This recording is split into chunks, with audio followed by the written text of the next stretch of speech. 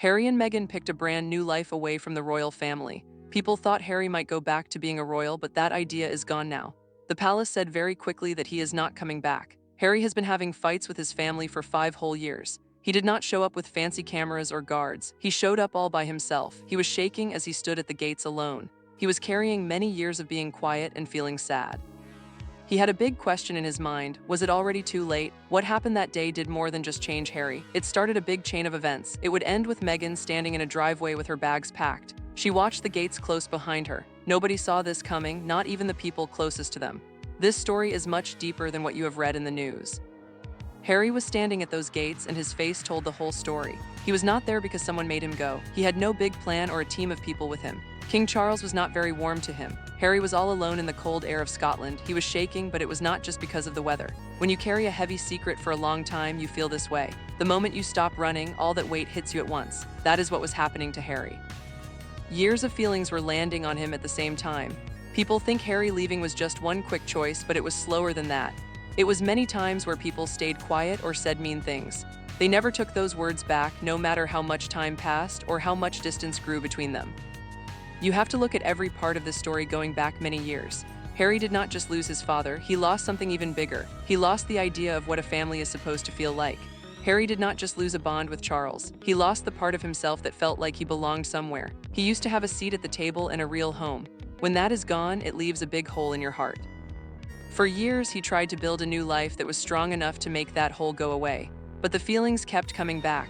Why did he finally go back? It was not because of rules or what people told him to do. It was something deeper. The thing that made Harry get on a plane was simple. It was fear. It was the kind of fear that stays quiet in the back of your mind. Then one day you realize you can't ignore it anymore. He felt that if he waited any longer, there would be nothing to go back to. Time was moving forward even though he had stepped away. His father was getting older. He knew that health problems do not wait for the perfect moment.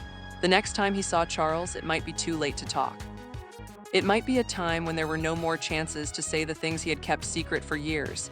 This thought would not leave him alone, so he finally decided to go back home. He did not bring any news people or bodyguards. He just showed up because it really mattered to him. Harry stood in the cold Scottish air. He was about to walk into a house where he couldn't control what happened next. But the Harry who walked in that day was not the same person who had left a long time ago. Something had changed inside him before he even got to the door. Before he spoke a word, he was already a different man. He was about to see his father for the first time in a very long time. What happened next would make it impossible for him to go back to his old ways. People thought he would find a fancy house with many servants, but it was much more quiet and serious than that. He was ready to face whatever was waiting behind the door. Most people think this moment was full of fancy rules and people standing at attention, but that is not what Harry found. He found a house that was very quiet. Charles was waiting all by himself. There were no workers or helpers around to tell them what to do. It was just a father waiting for his son. Harry had spent the whole trip getting ready for his father to be mean or cold. He thought Charles would be distant, but Harry was not ready for what he actually saw.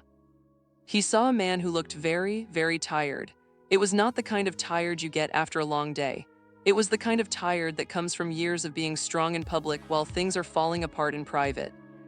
Harry was very angry because Charles said no to 2 things he wanted for the big coronation. Harry expected his dad to be mad at him, but instead he found his dad was very sad. Sadness is different from anger. You can fight anger, but sadness just sits there. It makes you feel things you did not plan on feeling. That first look between them was very powerful. It was 2 men who were both hurt in the same way. They stood across the room from each other and had no idea what to say. This moment did not just happen by accident. Charles had been trying to show Harry he cared in small ways for a long time. He sent support for Harry's games and sent messages through friends Harry could trust. Every single year, a message would come for Harry's birthday. It always said, "Always my son." It was not a long letter or a big fight to fix things. It was just 4 small words. They showed up no matter how much they were fighting. Harry tried to act like those words did not matter. He told himself it was just a trick. But slowly, those words started to change how he felt. Deep down, he knew what those messages really were. They were like a door being left open for him. Nobody was forcing him to go inside. The door was just there in case he ever wanted to come back. Then, Charles said a sentence that changed everything in 1 second. It was very late at night when a phone rang. Charles said, "Come home, Henry." He did not use a fancy royal title or a job name, he just used the name Henry. That was the name Harry had before everything got complicated. It was the name of the boy who liked to climb trees and sleep in the car. It was the person he was before the whole world started judging him. That one sentence changed Harry's heart. He had worked so hard to build walls to stay away. He had done many interviews to explain why he left, but Charles walked right through those walls with one quiet sentence. This invitation was not easy. There was a big weight attached to it. The house felt very different the moment Harry walked back inside. It was not loud or scary. There were no big fights or shouting, it was just a very strange kind of quiet. It was the kind of quiet that means someone is hiding a secret. The warmth he was used to was gone, there was no music or happy sounds, it was just sunlight and silence. Harry felt the heavy feelings from Scotland still following him. He called out for Meghan, but nobody answered. That was the first sign that things were breaking. Then he heard slow footsteps coming from upstairs, and he knew he had to face the truth. This news was all over the internet and on the TV.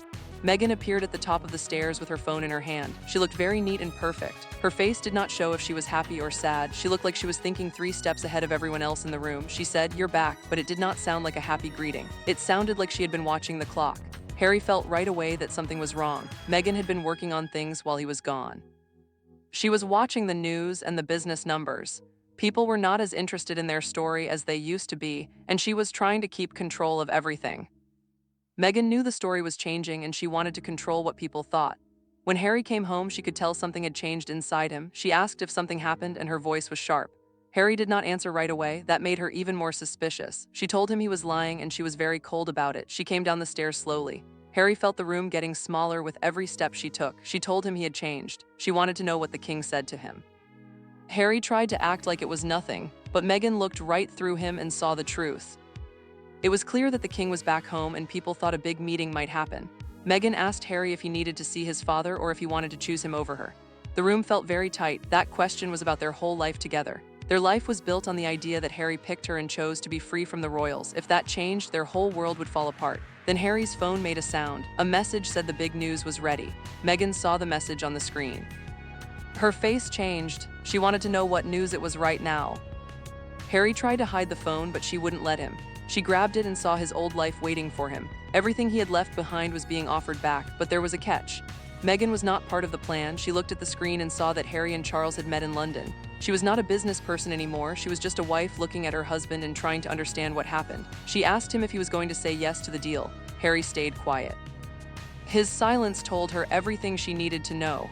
It was the loudest answer he had ever given her. Most people get very quiet when their world falls apart. They hide away, but Meghan did the opposite. While Harry was in another room, she was busy working. She had her computer open and was calling people. She was not scared. She had been trained to work hard when things got difficult. She decided to use all her skills. By the next morning, she acted like nothing was wrong. This is the part that is hard to believe. Even after a terrible fight, she had a plan ready to go. She was not going to let anyone see her fail. Meghan had a big plan for the news media.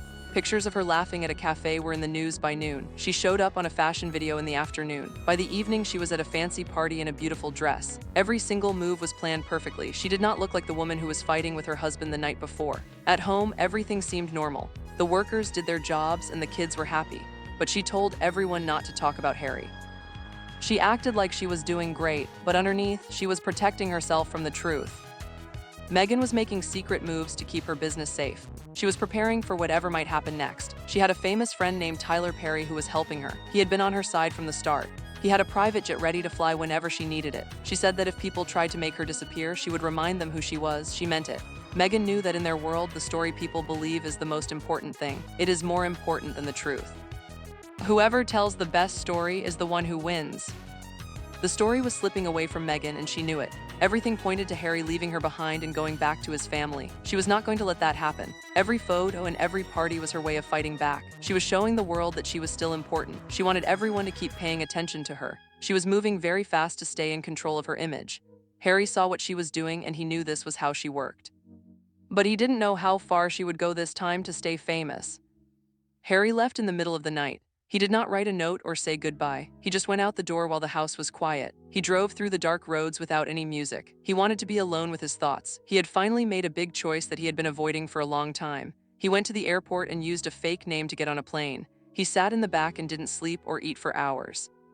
He was trying to figure out if he was doing the right thing or making a huge mistake he could never fix. When Harry landed, he still did not have an answer, but it was too late to turn back now. He arrived at a place that was very quiet. There were no cameras or cars waiting for him. Clarence's house is very old and feels very heavy at night. Harry saw Charles waiting for him at the top of the steps. His father was all alone in the dark. Charles just said his name, Henry. That almost made Harry cry right there. They went inside to a room with a fire. They didn't say anything at first because it is hard to speak when you have been waiting for years.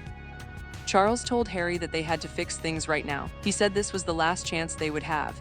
He gave Harry a folder with papers. Every door that had been closed was now open. Everything Harry had left behind was right there in front of him. It should have felt good, and a small part of him felt a little bit of relief. He felt like he was being offered his old life back in a new way, but then he got to the last page of the papers. The whole room felt cold. If he took the deal, he would have to leave Meghan behind for good. Harry moved his hand to sign the paper with a pen, but then the door opened. William walked in. He did not look angry. He looked like he wanted to stop Harry from making a bad choice. William told him that if he signed the paper, he would lose Meghan and lose himself too. Charles argued back at him. Harry stood between his father and his brother. He had a pen in his hand and a fire was burning in the room. He felt the weight of every choice he had ever made. He put the pen down and walked out of the room. He did not sign anything. A helper told Harry that Meghan was moving the children. A car was already there. If Harry did not move fast, she would be gone with the kids before he could say anything. He did not even pack his bags. He got back on a plane right away. He had to get home fast. This flight was different from the last one. He was moving as fast as he could. Every mile felt like a clock ticking down. He couldn't afford to lose his family. When his car got to the house, he knew something was very wrong with the place. Harry walked into his house and saw that it was being taken apart. There were boxes everywhere.